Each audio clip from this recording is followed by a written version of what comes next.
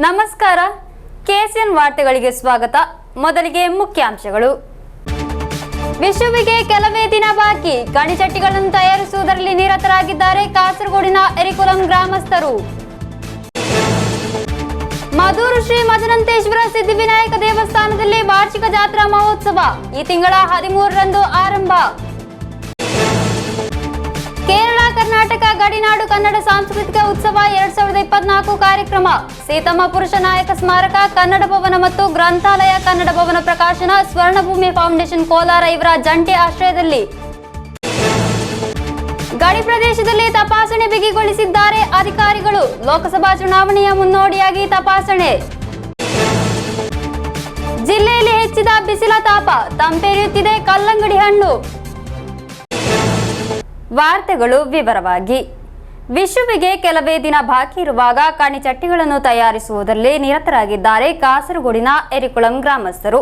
ದೊಡ್ಡ ಲಾಭವಿಲ್ಲದಿದ್ದರೂ ಕಣಿಚಟ್ಟಿ ಹಾಗೂ ಇತರ ಮಣ್ಣಿನ ಪಾತ್ರೆಗಳನ್ನು ತಯಾರಿಸುವ ಶತಮಾನಗಳ ಸಂಪ್ರದಾಯವನ್ನು ಉಳಿಸಿಕೊಂಡು ಬರುತ್ತಿದೆ ಮಡಿಕೈ ಎರಿಕುಲಂನ ಕುಟುಂಬಗಳು.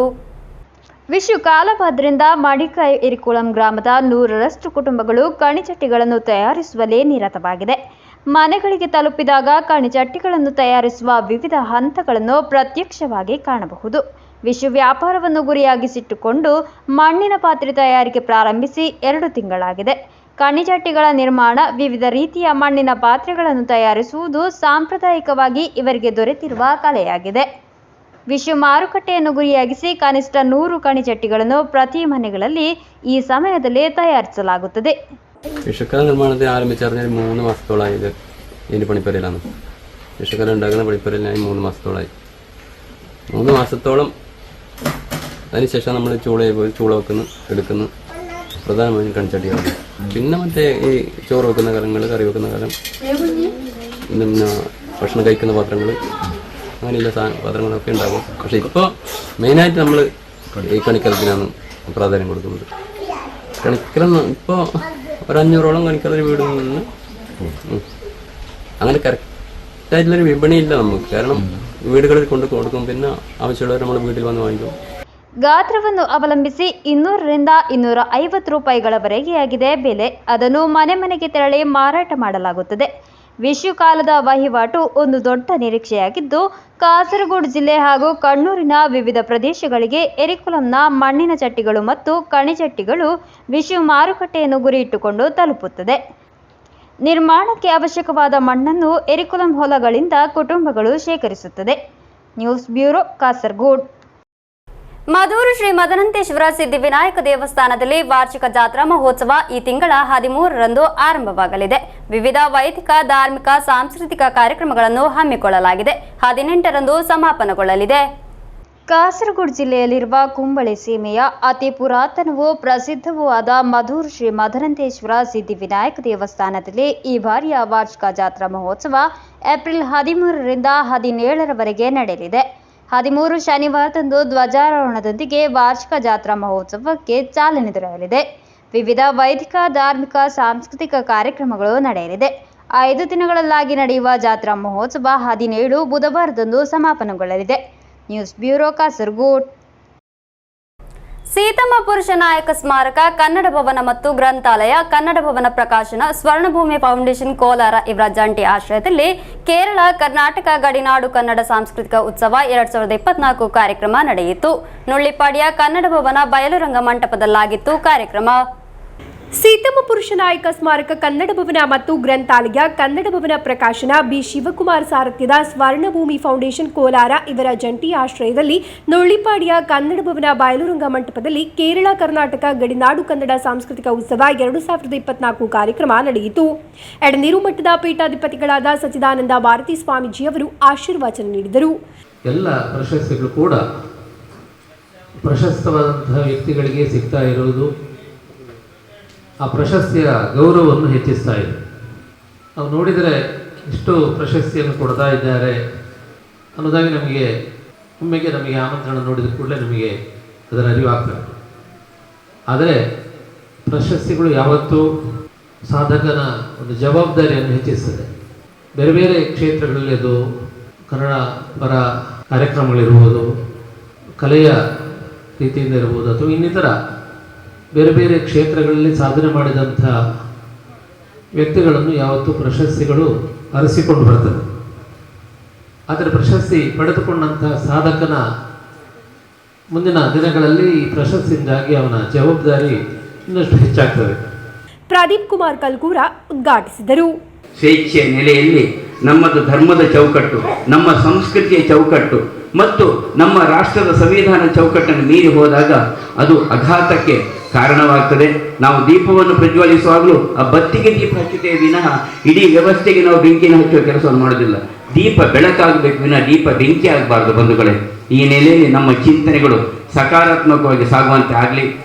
ಸಾಹಿತಿ ಡಾಕ್ಟರ್ ಶರಣಪ್ಪ ಗಬೂರು ತಾಯಿ ಭುವನೇಶ್ವರಿ ಭಾವಚಿತ್ರಕ್ಕೆ ಪುಷ್ಪನಮನ ಸಲ್ಲಿಸಿದರು. ಸ್ವರ್ಣಭೂಮಿ ಫೌಂಡೇಶನ್ ಕೋಲಾರ ಇದರ ಅಧ್ಯಕ್ಷ ಬಿ ಶಿವಕುಮಾರ್ ಭಾಷಣ ಮಾಡಿದ್ದರು. VB ಕುಳಮರ್ವ, A R Subbaiah Katte, doctor Jayaprakash Narayana Thottithodi, professor A Srinath, Vishalaksha Puthrakala ಮುಖ್ಯ ಅತಿಥಿಗಳಾಗಿದ್ದರು. ಈ ಸಂದರ್ಭದಲ್ಲಿ ವಿವಿಧ ಪ್ರಶಸ್ತಿಗಳನ್ನು ಪ್ರದಾನ ಮಾಡಲಾಯಿತು. ಅಂತಾರಾಜ್ಯ ಕವಿಗೋಷ್ಠಿ, ಕೃತಿ ಲೋಕಾರ್ಪಣೆ, ಸಾಂಸ್ಕೃತಿಕ ಕಾರ್ಯಕ್ರಮದ ಅಂಗವಾಗಿ ಭರತನಾಟ್ಯ, ಯೋಗ ಪ್ರದರ್ಶನ, ಯೋಗ ನೃತ್ಯ ನಡೆಯಿತು.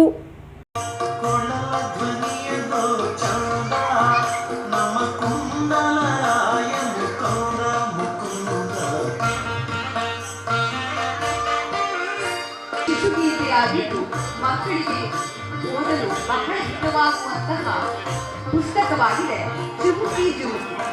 ಈ ಶೀರ್ಷಿಕೆಯೇ ಒಂದು ಎಲ್ಲೂ ಕೇಳರಿಯದಂತಹ ಒಂದು ತೀವ್ರತರವಾದ ಆಶಯ ಕನ್ನಡ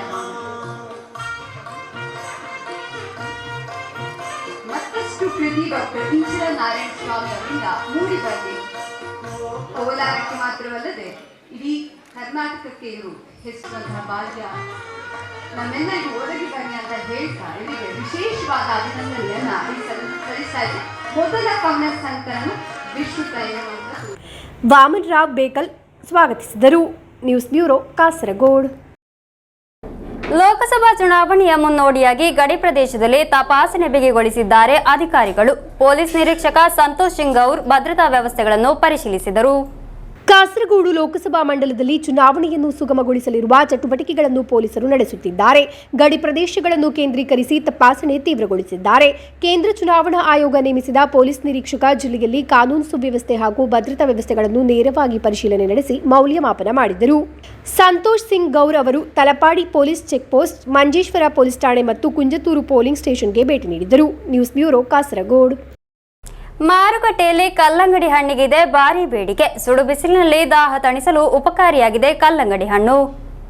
ಬೇಸಿಗೆ ಬಂದರೆ ಸಾಕು ನೆನಪಿಗೆ ಬರುವುದು ಕಲ್ಲಂಗಡಿ ಹಣ್ಣು. ರಸಭರಿತ ರುಚಿಕರವಾದ ಈ ಹಣ್ಣು ಬೇಸಿಗೆಯ ಖುಷಿಯನ್ನು ದ್ವಿಗುಣಗೊಳಿಸುತ್ತದೆ.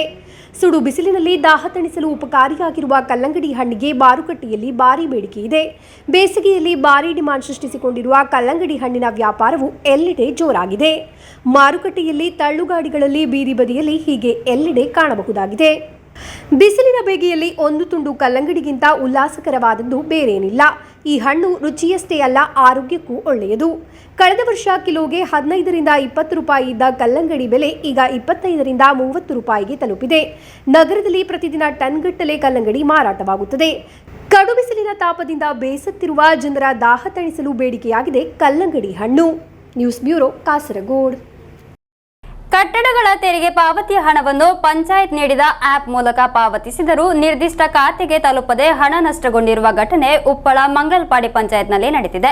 ಪಂಚಾಯತ್ನ ಈ ಎಡವಟ್ಟು ಜನಸಾಮಾನ್ಯರಲ್ಲಿ ಆತಂಕ ಮೂಡಿಸಿದೆ. ಕಟ್ಟಡಗಳ ತೆರಿಗೆ ಪಾವತಿಯ ಹಣವನ್ನು ಪಂಚಾಯತ್ನಿಂದ ನೀಡಲಾಗಿರುವ ಆಪ್ ಮೂಲಕ ರವಾನೆ ಮಾಡಿದ್ದು ನಿರ್ದಿಷ್ಟ ಖಾತೆಗೆ ತಲುಪದೆ ಹಣ ನಷ್ಟಗೊಂಡಿರುವ ಬಗ್ಗೆ ಆರೋಪ ಕೇಳಿಬಂದಿದೆ. ಈ ರೀತಿಯ ಗ್ರಾಮ ಪಂಚಾಯತ್ಗಳ ಎಡವಟ್ಟಿನಿಂದ ಜನಸಾಮಾನ್ಯರಲ್ಲಿ ಆತಂಕವನ್ನು ಹೆಚ್ಚಿಸಿದೆ. ಈ ಬಗ್ಗೆ ಕಟ್ಟಡ ಮಾಲಕರು ಪಂಚಾಯತ್ ಕಚೇರಿಯಲ್ಲಿ ವಿಚಾರಿಸುವಾಗ ನಮಗೆ ಆ ಬಗ್ಗೆ ಮಾಹಿತಿ ಇಲ್ಲವೆಂಬ ಅಸಂಬದ್ಧ ಪ್ರತಿಕ್ರಿಯೆ ಲಭಿಸುತ್ತಿರುವುದಾಗಿ ದೂರುದಾರರು ಹೇಳುತ್ತಿದ್ದಾರೆ. ಉಪ್ಪಳ ಮಂಗಲ್ಪಾಡಿ ಗ್ರಾಮ ಪಂಚಾಯಿತಿಯ 4ನೇ ವಾರ್ಡ್ ವ್ಯಾಪ್ತಿಯಲ್ಲಿರುವ ಸಿಟಿ ಸೆಂಟರ್ ಕಟ್ಟಡದ 2ನೇ ಅಂತಸ್ತಿನಲ್ಲಿರುವ ಖಾಲಿದ್ ಎಂಬವರ ಮಾಲಕತ್ವದಲ್ಲಿರುವ ಕಟ್ಟಡದ ತೆರಿಗೆ 3,096 ರೂಪಾಯಿಯನ್ನು ಪಂಚಾಯತ್ ನೀಡಲಾದ ಆ್ಯಪ್ ಮೂಲಕ 28 ಮಾರ್ಚ್ 2024ಕ್ಕೆ ಪಾವತಿಸಲಾಗಿತ್ತು. ಆ ಮೊತ್ತ ಬ್ಯಾಂಕ್ ಖಾತೆಯಿಂದ ಕಡಿತಗೊಂಡಿದೆ. ಆದರೆ ಪಂಚಾಯತ್ನಲ್ಲಿ ವಿಚಾರಿಸುವಾಗ ಹಣ ಪಾವತಿಯಾಗಿಲ್ಲ ಎಂಬ ಮಾಹಿತಿ ಲಭಿಸಿರುವುದಾಗಿ ದೂರಲಾಗಿದೆ. ಈ ಬಗ್ಗೆ ಪಂಚಾಯತ್ ಅಧಿಕೃತರಲ್ಲಿ ವಿಚಾರಿಸುವಾಗ ಆ ಬಗ್ಗೆ ನಮಗೇನು ಗೊತ್ತಿಲ್ಲ, ಅದಕ್ಕೆ ರಾಜ್ಯ ಸರ್ಕಾರ ಹೊಣೆ ಎಂಬ ಉತ್ತರ ലഭിച്ചിരുವುದಾಗಿ ദൂരുദാരರು ತಿಳಿಸಿದ್ದಾರೆ. മംഗൽപാടി പഞ്ചായത്തിൻ്റെ ഒരു പരാതിയാണ് പഞ്ചായത്തിലൊരു ആപ്പുണ്ട്, ബിൽഡിംഗ് ടാക്സ് അടക്കാൻ പറ്റുമെന്ന് പറഞ്ഞിട്ടൊരു ആപ്പുണ്ട്. ഈ ആപ്പിലാണ് 3096 രൂപ ഇവിടെ ഉണ്ട്. കഴിഞ്ഞ 28-ാം തീയതി അടച്ചതാണ്. അപ്പോൾ ഇത് നോക്കുമ്പോൾ ഈ 3096 അവിടെ പെൻഡിങ് ഉണ്ട്. പഞ്ചായത്തിൽ അന്വേഷിച്ചപ്പോൾ അവർ പറയുന്നത് നമുക്ക് ഇതായിട്ട് ആപ്പുമായിട്ട് ബന്ധമില്ല, ഇതിൽ നിങ്ങൾ അടക്കണോ, ഇതിൽ നമ്മളെ ഇതിലേക്ക് പൈസ വന്നിട്ടില്ല എന്നാണ് പറയുന്നത്. അപ്പോൾ ഒരുപാട് പരാതികളാണ് പബ്ലിക്കിൻ്റെ ഉള്ളത്. ഇങ്ങനെ ആപ്പ് മുഖേന അടച്ച പൈസ കിട്ടുന്നില്ല, തിരിച്ച് പഞ്ചായത്ത് കൊടുക്കുന്നില്ല, ഇവിടുന്ന് അക്കൗണ്ടിൽ നിന്ന് നഷ്ടപ്പെട്ടു പോയി പൈസ. അപ്പോൾ ഇത് വലിയ ಬುದ್ಧಿമുട്ടാണ് ಸಾಧಾರಣക്കാർക്ക് ಆನದು. ಇದೇ ರೀತಿ ಹಲವು ಮಂದಿ ಈ ರೀತಿಯ ಆ್ಯಪ್ಗಳಲ್ಲಿ ಹಣ ಪಾವತಿಸಿ ತಮ್ಮ ಖಾತೆಯಿಂದ ಹಣವನ್ನು ಕಳೆದುಕೊಂಡಿರುವುದಾಗಿ ದೂರುಗಳು ಕೇಳಿಬಂದಿವೆ. ಸಂಬಂಧಪಟ್ಟವರು ಕೂಡಲೇ ಇದಕ್ಕೊಂದು ಪರಿಹಾರವನ್ನು ಕಂಡುಕೊಳ್ಳುವಂತೆ ಸ್ಥಳೀಯರು ಆಗ್ರಹಿಸಿದ್ದಾರೆ. Abdul Rehman Udyavar, news bureau, Manjeshwar. ರಿಯಾಜ್ ಮೌಲ್ವಿ ಹತ್ಯೆ ಪ್ರಕರಣದಲ್ಲಿ ಆರೋಪಿಗಳನ್ನು ಖುಲಾಸೆಗೊಳಿಸಿದ ವಿಚಾರಣಾ ನ್ಯಾಯಾಲಯದ ವಿರುದ್ಧ ಸರ್ಕಾರ ಸಲ್ಲಿಸಿದ ಮನವಿಯನ್ನು ಹೈಕೋರ್ಟ್ ಫೈಲ್ನಲ್ಲಿ ಸ್ವೀಕರಿಸಿದೆ. 3 ಆರೋಪಿಗಳಿಗೆ ಹೈಕೋರ್ಟ್ ನೋಟಿಸ್ ಜಾರಿ ಮಾಡಿದೆ. ಆರೋಪಿಗಳು ತಮ್ಮ ಪಾಸ್ಪೋರ್ಟ್ಗಳನ್ನು ಕಟ್ಟಿಡಬೇಕೆಂದು, ವಿಚಾರಣಾ ನ್ಯಾಯಾಲಯದ ವ್ಯಾಪ್ತಿ ಬಿಟ್ಟು ಹೋಗಬಾರದು ಎಂದು ಹೈಕೋರ್ಟ್ ನಿರ್ದೇಶಿಸಿದೆ. ರಿಯಾಜ್ ಮೌಲವಿ ಹತ್ಯೆ ಪ್ರಕರಣದಲ್ಲಿ ಆರೋಪಿಗಳನ್ನು ಖುಲಾಸೆಗೊಳಿಸಿದ ವಿಚಾರಣಾ ನ್ಯಾಯಾಲಯದ ಕ್ರಮಗಳ ವಿರುದ್ಧ ಸರ್ಕಾರ ಸಲ್ಲಿಸಿದ್ದ ಅರ್ಜಿಯನ್ನು ಹೈಕೋರ್ಟ್ ಫೈಲ್ನಲ್ಲಿ ಸ್ವೀಕರಿಸಿದೆ. ಆರೋಪಿಗಳ ವಿರುದ್ಧ ಪ್ರಬಲ ಸಾಕ್ಷ್ಯಾಧಾರಗಳಿವೆ ಎಂದು ಸರ್ಕಾರ ಹೈಕೋರ್ಟ್ನಲ್ಲಿ ಹೇಳಿದೆ. 3 ಆರೋಪಿಗಳಿಗೆ ಹೈಕೋರ್ಟ್ ನೋಟಿಸ್ ಜಾರಿ ಮಾಡಿದೆ. ಆರೋಪಿಗಳು ಪಾಸ್ಪೋರ್ಟ್ ಕಟ್ಟಿಡಬೇಕೆಂದು, ವಿಚಾರಣಾ ನ್ಯಾಯಾಲಯದ ವ್ಯಾಪ್ತಿ ಬಿಟ್ಟು ಹೋಗಬಾರದು ಎಂದು ಹೈಕೋರ್ಟ್ ಸೂಚಿಸಿದೆ. ಸಾಕ್ಷ್ಯಾಧಾರಗಳ ಪರಿಶೀಲನೆಯಲ್ಲಿ ವಿಚಾರಣಾ ನ್ಯಾಯಾಲಯ ವಿಫಲವಾಗಿದ್ದು, ಜಾಮೀನು ಇಲ್ಲದೆ ಆರೋಪಿಗಳು 7 ವರ್ಷ ಜೈಲಿನಲ್ಲಿ ಇದ್ದದ್ದು ಪ್ರಬಲವಾದ ಸಾಕ್ಷಿ ಇರುವುದರಿಂದ ಎಂದು ಸರ್ಕಾರ ಹೈಕೋರ್ಟ್ನಲ್ಲಿ ವ್ಯಕ್ತಪಡಿಸಿದೆ. ಬೇಸಿಗೆ ರಜೆಯ ನಂತರ ನ್ಯಾಯಾಲಯ ಸೇರುವಾಗ ಪ್ರಕರಣ ಪುನರಾರಂಭಗೊಳ್ಳುತ್ತದೆ. 1 ರಿಂದ 3ರವರೆಗೆ ಆರೋಪಿಗಳಾದ ಅಜೇಶ್ ನಿತಿನ್ ಕುಮಾರ್, ಅಖಿಲೇಶ್ ಅವರನ್ನು ಕಳೆದ ಮಾರ್ಚ್ 30ರಂದು ಕಾಸರಗೋಡು ಪ್ರಿನ್ಸಿಪಲ್ ಸೆಷನ್ಸ್ ನ್ಯಾಯಾಲಯ ಖುಲಾಸೆಗೊಳಿಸಿದೆ. News bureau, Kasaragod. ಕೇರಳದಲ್ಲಿ 2 ದಿನಗಳ ಕಾಲ ಗುಡುಗು ಮಿಂಚು ಸಹಿತ ಮಳೆಯಾಗುವ ಸಾಧ್ಯತೆ ಇದೆ. ಕೇಂದ್ರ ಹವಾಮಾನ ಇಲಾಖೆ ಮುನ್ಸೂಚನೆ ನೀಡಿದೆ. ಕೇರಳದಲ್ಲಿ 2 ದಿನಗಳ ಕಾಲ ಗುಡುಗು ಮಿಂಚು ಸಹಿತ ಮಳೆಯಾಗುವ ಸಾಧ್ಯತೆ ಇದೆ ಎಂದು ಕೇಂದ್ರ ಹವಾಮಾನ ಇಲಾಖೆ ಮುನ್ಸೂಚನೆ ನೀಡಿದೆ. ಕೇರಳದಾಗೆಲ್ಲ 14 ಜಿಲ್ಲೆಗಳಲ್ಲಿ ಮಳೆಯಾಗುವ ಸಾಧ್ಯತೆ ಇರುವುದಾಗಿಯೂ ಮಳೆಯ ಜೊತೆಗೆ ಗುಡುಗು ಸಿಡಿಲು ಸಹಿತ ಮಳೆಯಾಗುವ ಸಾಧ್ಯತೆ ಇದೆ ಎಂದು ಕೇಂದ್ರ ಹವಾಮಾನ ಇಲಾಖೆ ತಿಳಿಸಿದೆ. ಮೀನುಗಾರರು ಮತ್ತು ಕರಾವಳಿ ನಿವಾಸಿಗಳು ಜಾಗರೂಕರಾಗಿರಬೇಕು. ಸಮುದ್ರದ ಪ್ರಕ್ಷುಬ್ಧತೆ ಹೆಚ್ಚಾಗುವ ಸಾಧ್ಯತೆ ಇದ್ದು, ಅಧಿಕಾರಿಗಳ ಸೂಚನೆಯಂತೆ ಜನರು ಅಪಾಯದ ಪ್ರದೇಶಗಳಿಂದ ದೂರವಿರಬೇಕು. ಮೀನುಗಾರಿಕೆ ಹಡಗುಗಳು ಸುರಕ್ಷಿತವಾಗಿ ಬಂದರಿನಲ್ಲಿ ಲಂಗರು ಹಾಕಬೇಕು. ದೋಣಿಗಳ ನಡುವೆ ಸುರಕ್ಷಿತ ಅಂತರವನ್ನು ಕಾಯ್ದುಕೊಳ್ಳುವುದರಿಂದ ಘರ್ಷಣೆಯ ಅಪಾಯವನ್ನು ತಪ್ಪಿಸಬಹುದು. ಮೀನುಗಾರಿಕೆ ಉಪಕರಣಗಳ ಸುರಕ್ಷತೆಯನ್ನು ಖಚಿತಪಡಿಸಿಕೊಳ್ಳಬೇಕು. ಕಡಲ ತೀರಕ್ಕೆ ಪ್ರವಾಸ ಮತ್ತು ಸಮುದ್ರದಲ್ಲಿ ಮನರಂಜನೆಯನ್ನು ಸಂಪೂರ್ಣವಾಗಿ ತಪ್ಪಿಸಬೇಕು ಎಂದು ರಾಷ್ಟ್ರೀಯ ಸಾಗರ ಮತ್ತು ವಾತಾವರಣ ಸಂಶೋಧನಾ ಕೇಂದ್ರ ಹೇಳಿದೆ. News bureau, Kasaragod. ಕೊಡವಲಂ ಮಹಾವಿಷ್ಣು ಕ್ಷೇತ್ರಕ್ಕೆ ನೂತನ ಆಹಾರ ಸೇವಿಸುವ ಸ್ಥಳ ನಿರ್ಮಿಸಲಾಗುವುದು. ನಿರ್ಮಾಣಕ್ಕೆ ತಿರುವೋಣ ಭಾಗ್ಯ ನಿಧಿ ಬಿಡುಗಡೆ ಮಾಡಲಾಯಿತು. ಮಲಬಾರಿನ ಏಕೈಕ ವಾಮನ ಅವತಾರ ದೇವಾಲಯದ ಕೊಡವಲಂ ಮಹಾವಿಷ್ಣು ಕ್ಷೇತ್ರಕ್ಕೆ ಆಹಾರ ಸೇವಿಸುವ ಸ್ಥಳದ ನಿರ್ಮಾಣಕ್ಕಾಗಿ ತಿರುವೋಣ ಭಾಗ್ಯ ನಿಧಿಯನ್ನು ಬಿಡುಗಡೆ ಮಾಡಲಾಯಿತು. 45 ಲಕ್ಷ ರೂಪಾಯಿ ವೆಚ್ಚದಲ್ಲಿ ಹೊಸ ಆಹಾರ ಸೇವಿಸುವ ಸ್ಥಳವನ್ನು ನಿರ್ಮಿಸಲಾಗುತ್ತಿದೆ. ದೇವಸ್ಥಾನದಲ್ಲಿ ಸಾಮೂಹಿಕ ಪ್ರಾರ್ಥನೆಯ ನಂತರ ನಡೆದ ಸಮಾರಂಭದಲ್ಲಿ ತಿರುವೋಣ ಭಾಗ್ಯ ನಿಧಿಯ ಉದ್ಘಾಟನೆ ನಡೆಸಲಾಯಿತು. ಕ್ಷೇತ್ರ ಸಂರಕ್ಷಣಾ ಸಮಿತಿ ಅಧ್ಯಕ್ಷ ಕೆ. ನಾರಾಯಣ ವಾರಿಯರ್ ಅಧ್ಯಕ್ಷತೆ ವಹಿಸಿದ್ದರು. ಕೆ. ನಾರಾಯಣ ವಾರಿಯರ್ ಹಾಗೂ ಪುಲ್ಲೂರು ಪ್ರವಾಸಿ ಒಕ್ಕೂಟದ ಅಧ್ಯಕ್ಷ ನಿಟ್ಟೂರು ಪವಿತ್ರನ್ ತಿರುವೋಣ ಭಾಗ್ಯ ನಿಧಿಗೆ ಹಣ ಹಸ್ತಾಂತರಿಸಿದರು. ನಂತರ ತಿರುವೋಣ ಭಾಗ್ಯ ನಿಧಿಯನ್ನು ಭಕ್ತರ ಸಮ್ಮುಖದಲ್ಲೇ ಬಿಡುಗಡೆ ಮಾಡಲಾಯಿತು. ದೇವಸ್ಥಾನ ಸಂರಕ್ಷಣಾ ಸಮಿತಿ ಉಪಾಧ್ಯಕ್ಷ ಪಿ. ಶಶಿಧರನ್ ನಾಯರ್ ತಿರುವೋಣ ಭಾಗ್ಯ ನಿಧಿ ಕುರಿತು ವಿವರಿಸಿದರು. ഇവിടെ വരുന്ന ഭക്തജനങ്ങൾക്ക് ഒന്ന് വിശ്രമിക്കാനും അതുപോലെ തന്നെ സൗകര്യപ്രദമായ രീതിയിൽ ഭക്ഷണം കഴിച്ചു പോകാനൊക്കെ അസൗകര്യമുള്ള ആയിട്ട് കുറേ നാളായി നമ്മളെ വേദനിപ്പിക്കുന്നു. കാരണം ഈ ഹാള് നിങ്ങൾക്കെല്ലാവർക്കും അറിയുന്നത് പോലെ തന്നെ ഭക്ഷണം കഴിക്കാനും അല്ലെങ്കിൽ വേറെ എന്തെങ്കിലും പരിപാടി നടത്താനും ഒക്കെ ഇതൊന്നു മാത്രമേ നമുക്കിവിടെയുള്ളൂ. അപ്പോൾ ഇക്കൊല്ലം നമുക്ക് നമ്മുടെ കമ്മിറ്റി ഒരു പുനർചിന്തനം നടത്തിയതിൻ്റെ അടിസ്ഥാനത്തിൽ നമ്മുടെ ഇതിൽ ക്ഷേത്രത്തിൻ്റെ ഇന്ന് നിലവിലുള്ള ഹാള് കുറച്ചും കൂടെ നന്നാക്കിയെടുത്ത് നമ്മുടെ ഫണ്ട് ലഭ്യതയ്ക്ക് അനുസരിച്ച് നന്നാക്കിയെടുത്ത് നമ്മുടെ ഭക്ഷണം ഒരു 250 ആൾക്ക് ഭക്ഷണം കൊടുക്കാൻ ഇന്ന് നമ്മൾ കഴിഞ്ഞ കൊല്ലം നമ്മൾ വിലക്ക് വാങ്ങിയ പടിഞ്ഞാറ് ഭാഗത്തുള്ള വയലിൽ ഒരു 250 ആൾക്ക് ഭക്ഷണം കഴിക്കാനുള്ള ഹാളും അതിൻ്റെ തെക്ക് ഭാഗത്ത് ഒരു അടുക്കളയും അതിൻ്റെ തെക്ക് ഭാഗത്ത് ചെറിയ ഒരു 25 പേർ തന്ത്രിയും മറ്റ് ബ്രാഹ്മണ ശ്രേഷ്ഠന്മാർക്കൊക്കെ വിശ്രമിക്കാനും ഭക്ഷണം കഴിക്കാനും ഒക്കെയുള്ള ഒരു ഇടം ബിൽഡിംഗ് ഇതേപോലെ തന്നെ ഒരു ഈ ഷീറ്റ് ഇട്ടിട്ട് ഒരു കെട്ടിടം നിർമ്മിക്കാനും ഒക്കെയാണ് നമ്മുടെ ഉദ്ദേശം. ಟಿಪಿ ರಾಮಚಂದ್ರನ್, ಕೃಷ್ಣನ್ ಮೊಟ್ಟಮ್ಮಲ್ ಮತ್ತು ಕೆವಿ ದಾಮೋದರನ್ ಮಾತನಾಡಿದರು. News bureau, Kasaragod. ಕೊನೆಯಲ್ಲಿ ಮತ್ತೊಮ್ಮೆ ಮುಖ್ಯಾಂಶಗಳು. ವಿಶುವಿಗೆ ಕೆಲವೇ ದಿನ ಬಾಕಿ, ಗಣಿಚಟ್ಟಿಗಳನ್ನು ತಯಾರಿಸುವುದರಲ್ಲಿ ನಿರತರಾಗಿದ್ದಾರೆ ಕಾಸರಗೋಡಿನ ಎರಿಕುಲಂ ಗ್ರಾಮಸ್ಥರು. ಮಧೂರು ಶ್ರೀ ಮದನಂತೇಶ್ವರ ಸಿದ್ಧಿವಿನಾಯಕ ದೇವಸ್ಥಾನದಲ್ಲಿ ವಾರ್ಷಿಕ ಜಾತ್ರಾ ಮಹೋತ್ಸವ ಈ ತಿಂಗಳ 13ರಂದು ಆರಂಭ.